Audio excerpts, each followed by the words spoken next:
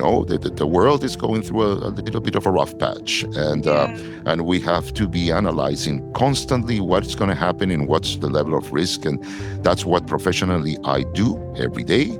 And if we need to suspend or postpone a departure, we will be the first ones to communicate that to our guests. Welcome to a new episode of Most Memorable Journeys. We are going very far away today. My guest is in Peru, and it's probably morning where he is. It's afternoon here.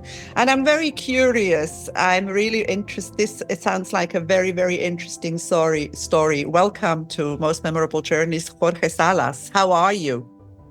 Doing very glad to be here, Elizabeth, and thank you everybody who's listening. It's an honor and a pleasure to be here, and thank you everybody for being here also. So you started telling me where you are before we recorded, and I interrupted you because I want everybody to know where you are. Well, thank you. Right now, I'm speaking. I'm connected with you from Chincha, Peru, a little bit further away of Chincha, in the middle of nowhere. It's a farmland, and I just finished a very interesting trip in Peru, and so I after the trip I'm relaxing for a couple of days and doing office work from this small little farm in the south of Peru, where we have this retreat for once in a while. We are based in the U.S. It's New Paths Expeditions. My company is in the U.S., but of course we spend our days traveling all the time. And whenever we have a little break and we are close to South America, we look for a few days, a little break around here. Very nice. I wanted to mention that when I introduced you, you are the CEO and founder of the Travel New Path Group. And that's based in New York. But of course, as you say, home is where your heart is. But also where is Josefina now? Oh, you're so kind, Josefina. She's with me on the second floor, getting ready to ride her Paso Fino horse. We love horses, and this is the land of Paso Fino, Peruvian Paso Fino horses. So she's getting ready and to ride it. It's as you said, it is the morning. It's a wonderful early summer morning, and so it's a perfect day for riding, and she's getting ready. She's 12 years old, and I'm a single father. And she travels a lot with me. Of course, she has to go to school, but when I try to program my trips as much as I can during her holidays and vacation days and breaks. And so now she's here with me, and we're having a great time. I stalked you a little bit on Instagram, and I noticed that she travels a lot with you. And I was actually wondering, I thought maybe you're homeschooling, but now you said you're working around the school schedule. But I also believe that, I think traveling is school. They learn so Absolutely. much, they see so much. I mean, even if they miss a little bit of school once in a while, it doesn't matter, does it? Correct, and we've been blessed very gladly that school, the school that she goes, they understand this. They are quite open, and of course she has good grades, so we're very glad about that. And we worry when we travel that she follows the schedule and presents the papers that she needs to present or whatever. And so far it's going quite well. And yes, traveling is probably the best thing that that is happening to her, and having this opportunity, it won't be for her not to take advantage of it. So she just been with me in the north of Peru. She has been with some of the most important archaeologists, including Dr. Alva, the discoverer of the Lord of Zipan. And a few months before that, we were in Guatemala, where other than exploring, on top of exploring all these beautiful sites of what a country, Guatemala, I'm really in love with it. And when we went to Tikal, we had the main Mayan archaeologist in activity right now, Dr. Francisco Estrada Bell, whose recent discovery was mentioned as one of the 10 most important discoveries of 2024 in archaeology, traveling with us and dining every night with our guests. We always do small groups or private trips, and she was part of this, and everything, learning a lot from him in a natural way, That's the best education, really. When you're talking, this part of the world, Guatemala, Costa Rica, all this Central America I haven't been. I've been to so many countries, but I have not. I've been to Argentina, Chile, I've been to Brazil, but I'm lacking. There's a black dot in my travel, and I really need to come and visit. Well, we need to make that work. It's a fascinating destination, and we are very lucky not only to be able to be as we are in the traveling world and that to meet all these fascinating people, but uh, I imagine it's also the case for you that we get to repeat a lot of destinations, and we get to learn them more and more. But there's always a new place to go. And I don't, in my case, it's 32 years doing this now, and I also have a lot of those black spots that I need to cover very soon. So I agree with you. And I So, think it's wonderful. Volker, how did it start? You say 32 years. What made you what made you travel? Where did the travel bug bite you? That's it's difficult to pinpoint it, but it started very young. I think it's part of my life. The family has all on both sides, on all sides. They have been travelers. I'm a mixture of everything, and from several continents. My background, Peru is a country of migrants, and some of them are first generation. And my family from my father's side, and they come from the Andes, from a town that is called Huancavelica, a very small city, the smallest at the time when I was born. And these were the difficult years in Peru. No, that gladly they are way behind us, but I was born during those bad years, and there was a massive migration to the coast, to Lima, the capital city, and but my parents will take us traveling to the Andes because it's such a different culture to that of the coast of Peru, and the traditions, the beliefs, everything is completely different. So they always wanted us to be in contact with this. With this part of our country, and Peru has three natural regions. So as soon as I could, I started to go not only exploring the coast but also the Andes, as I mentioned, and then I started to venture into the Amazon. And but it was my grandfather on my mother's side. He used to work on those years in the United Nations, and he was traveling all the time, and I will see him very few times. Um, but he always came with these unique stories. He claims that at the time that he passed, that he visited every single country that exists in the planet, and so he was a true world explorer in years that it wasn't as easy as can be for us today. So I was always wondering where was he going, and when he was coming, I always had these questions, and probably because of that, he gave me as a gift when I was very young his already old collection of National Geographic magazines, and gave me as a gift a subscription. And I remember being very young and going through these old National Geographic magazines, and seeing the new ones that I was receiving, and seeing that theories were changing, positions were changing, findings were new. And so that ignited a curiosity. And I remember saying, I want to become a National Geographic photographer. And since then, that I think that ignited, those were that planted the bug. Wow. We used to have a subscription to National Geographic, but that was before we had everything at our fingertip. And I Yes. remember, amazing. But you didn't become a photographer then, did you? What did you, how did, No, yes. Yes, well, we have not been published by National Geographic. Then the world of travel kept on going. But yes, I have been in the industry and leading expeditions for 32 years now. And I have been lucky to. I didn't follow studied photography per se, but because of what I did and I do, we organize and the businesses that I used to work for in the past. before New Paths expeditions, they will organize photography trips. And I will normally be the leader, and the photographer will be the photography lecturer or teacher. And I was able to travel with some of the most important wildlife and travel photographers of the past decades, no? Wolfram Keller and Bob Chris and Elliot Cohen. And and they became my friends, my teachers, and little by little. And then I started leading photography trips, photo trips also. And we have been published by Smithsonian, World Wildlife Fund, Nature Conservancy, and several others. And as you can imagine, our photos have been in plenty of the travel brochures that a lot of your listeners, I'm pretty sure, they receive until today. Wow, amazing. It's funny.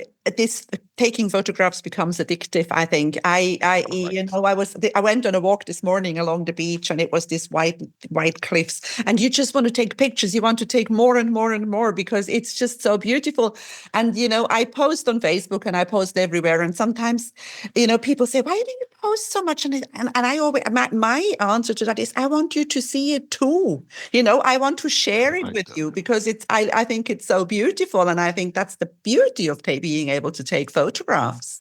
I agree. I totally agree with you. And also when we travel and we repeat destinations as we do, it adds this component of being in the same place, but you have new friends traveling with you, and that makes it different. And then everything, it might be the same place, but everything happens differently. And doing photography, but with photography, the lights, that species that you want, or that scene, that panorama that you love, and then you find this unique composition of clouds, and the light is different because gladly our world changes every day. There's no equal day.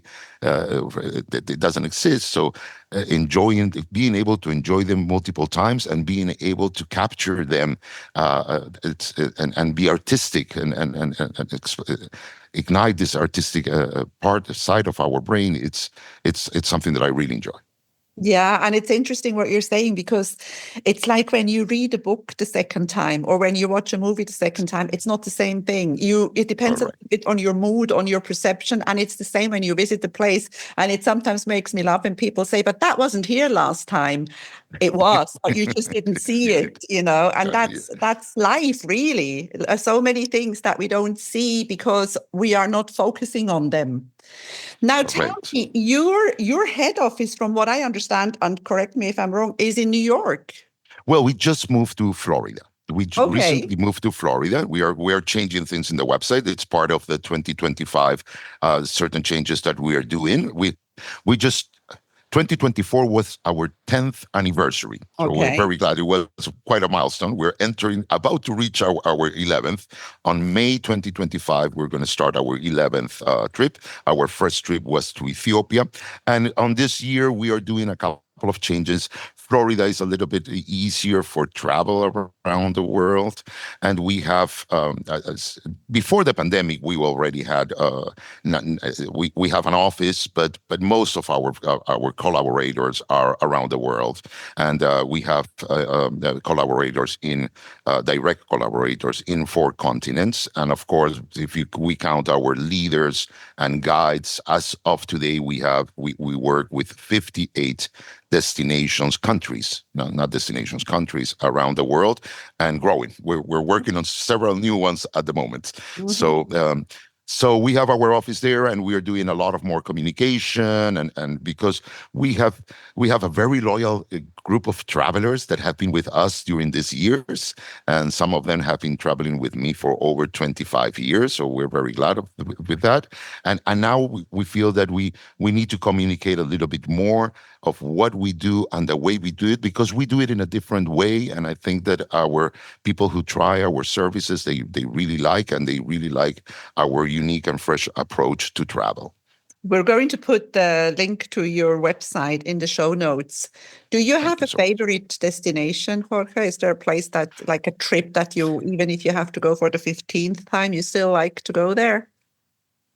Well, that's the most difficult question. So it would be my favorite destination at the moment is the one that I am in right now, and whenever you ask that question, right? Home is where But your heart is. yes, no, but where you are, what you're learning, and if it's new, it's always fantastic. But I would say that I have received this question, as you can imagine, many times. I would say that the most beautiful place on earth that I have experienced, and the one that got me in to do what I do, and that everything began was is Patagonia, without a doubt. No, as a beautiful destination. No, Torres del Paine. That's where I got my first job. That's where I led my first group at 19 years old, and then it has been nonstop.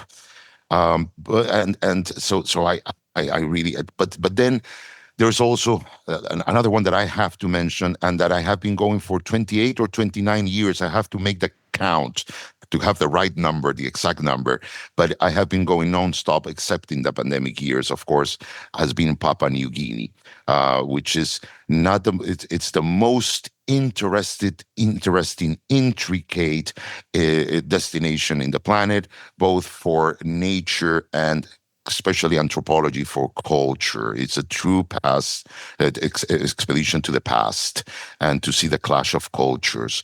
So that's a place that I refuse to give up. Of course, I cannot lead all the groups. I always do 4 trips a year. I still remain in the field. I don't want to stop that. I think it's quite important from my position as a CEO to be in the field with our field staff. So I always do all the new trips that we new destinations that we launch. But Papua New Guinea is one that I don't miss in any year. And Madagascar, that would be my beloved place also, because I have been going there for, I don't know, 17, 20 years. And the wildlife and the diversity, and actually everybody thinks that Madagascar is losing a habitat, and it is happening, sadly. But in my experience through the years that I've been going, actually there has been a recovery of ecosystems, and then we keep records of the amount of wildlife that we see on our groups at the different destinations, and the numbers have been increasing. So not only its diversity, its uniqueness, 80% of the flora and fauna are endemic to the island, but also to see that things are improving, and again the cultural diversity and the friendly people of Madagascar is simply amazing. Tell me, those tours, like the ones that you accompany, or your colleagues, do you meet at the destination? Because you must have people coming from all over the place. You don't all travel together when you go somewhere. Correct. We meet at the destination. If it's in Madagascar, we will meet in Antananarivo. If it's in Mongolia, in Ulaanbaatar, and so on, and our standards of service are quite high, and we really worry about the details. We have not only our groups, for you to know, we do private trips, and that we customize, and we really worry about what our guests need, but we also offer small group departures, our 10 to 12 participants. And they are accompanied by senior leaders that must have at least 25 years of experience and a master's degree or a PhD. So the standard is quite high. And also a local master guide that must have 15 years of experience and great reports, and have gone through our training. Of course, with some exemptions in the guides, because sometimes you find this younger person that is, a shooting star, and you're not going to not take advantage of finding such a people. And we have local partners at each location, and I am yet to know of a guest that has not been properly met with their name and our logo at every airport around the world, even in these remote destinations. And by the way, that's what we do. We are specialized in remote, unique destinations. And when we don't do unique destinations, and we go to places that could be more mainstream, like Machu Picchu or Egypt or something like that, we certainly do quite unique itineraries that are immersive in the local culture, and that are packed with unique events and meeting luminaries. Amazing. Is there anything in the pipeline that you can talk about? Something that you haven't done yet that you're working on? Are you checking out something new? Oh yes, well we are designing. There's a trip. It's not really new because we did one too before the pandemic, and that's Kingdoms of Peru. This is a coast. Everybody, when people come to Peru, they think about Machu Picchu, Yeah. and so world wonder. But there's this.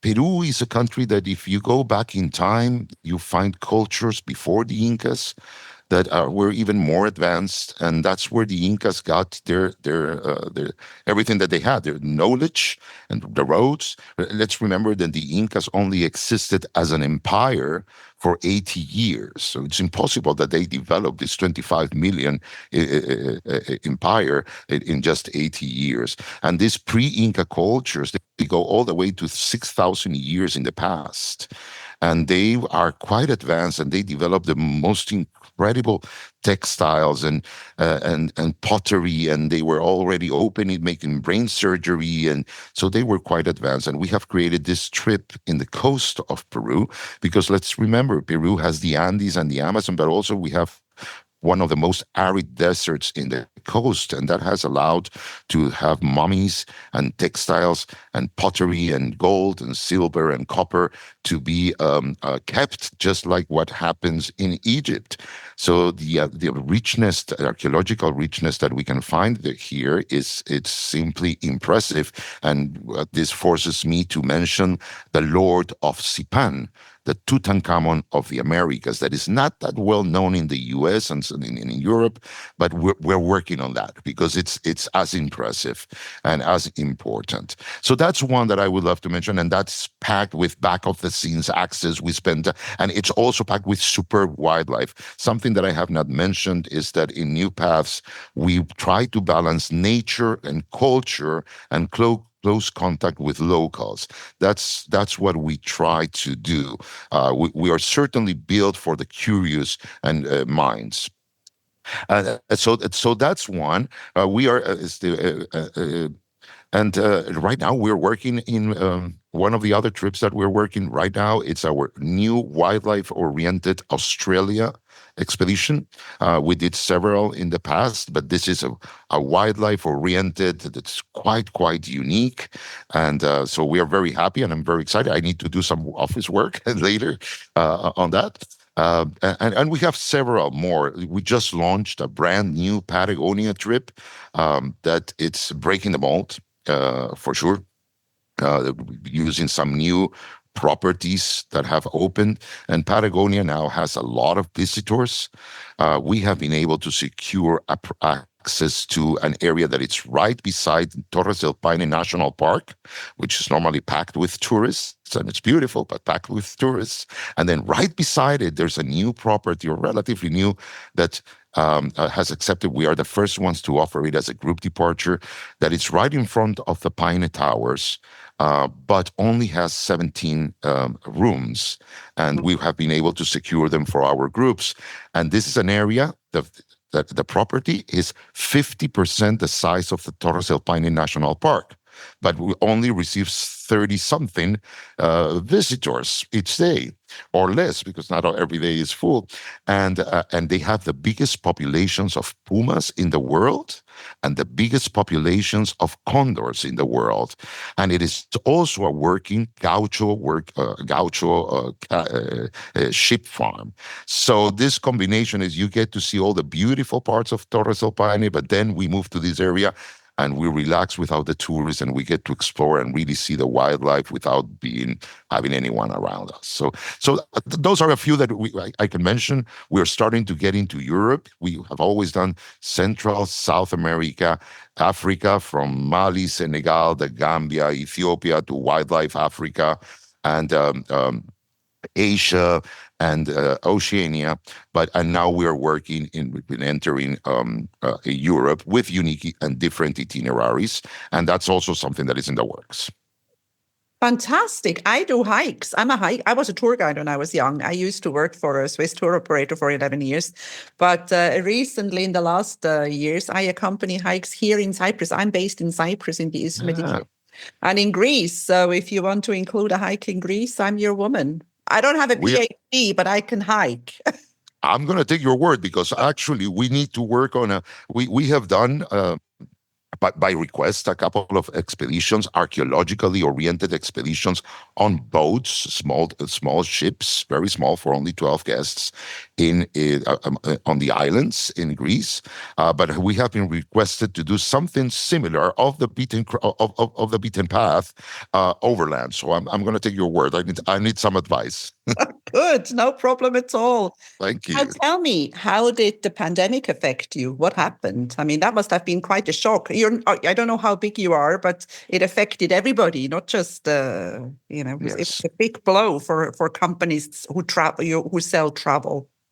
Absolutely, and well, it was a forced occasion, and to be honest, it was very tough. Gladly, we were in a good position. The business was doing well, and all of our guests accepted to reprogram their trips, so that was also quite helpful. And we are very responsible with our finances because we need to respond, and we have all the insurances and everything that is needed by law and else, and a little over that. So that helped quite a bit.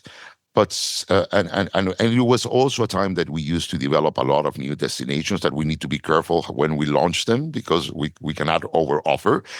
We are not that small, but not that big.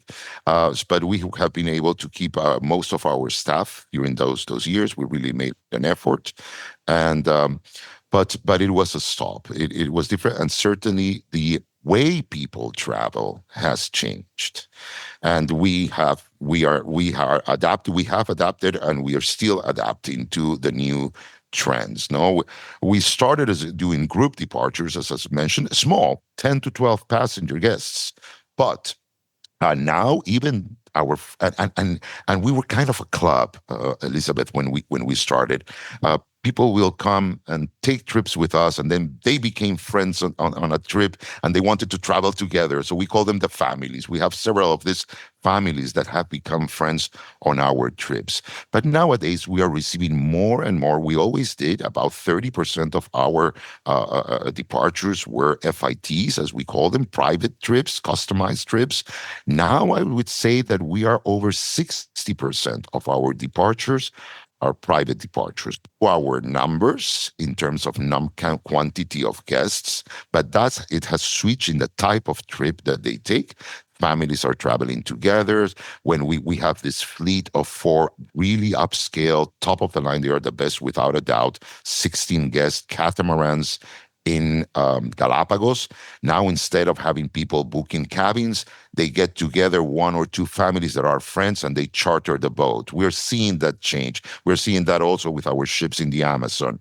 So things are changing towards that, and we're very glad because we get to we already have our tested and retested programs in all of our destinations. And now we need to get to know even more our guests and who are they traveling, if they are traveling with their family or with their friends, and what's the age media and what are the interests.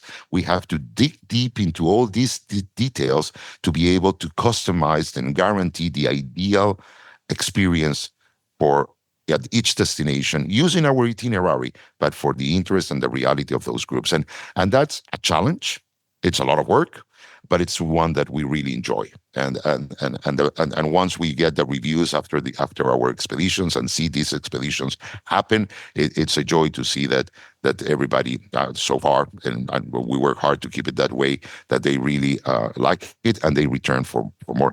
It's just with this I finish. 68. It's something that we're very proud. So allow me to share it. 68% of our guests take 2 regulars, take 2 or more expeditions per year with us.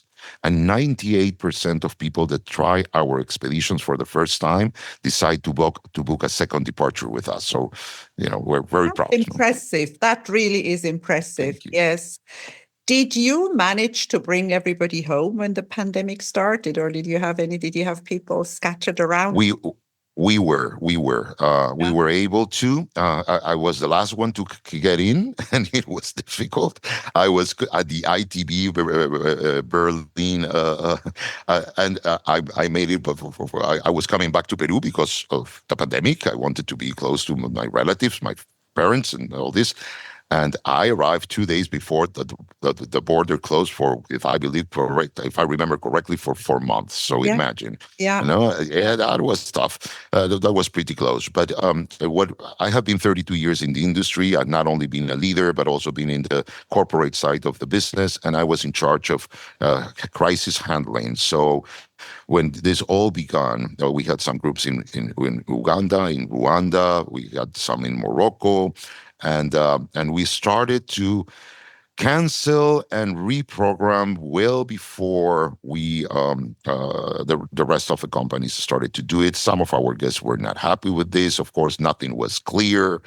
But I spent many, many hours on the phone personally with each one of them, explaining the reasons of why and accepting the responsibility if it didn't happen, and with the financial responsibility of that. So that was a very difficult call, as you can imagine.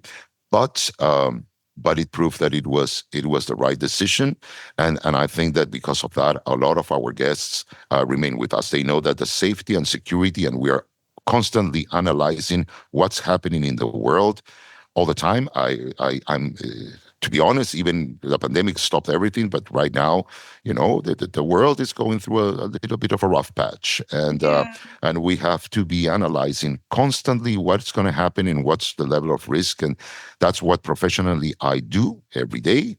And if we need to suspend or postpone a departure, we will be the first ones to communicate that to our guests.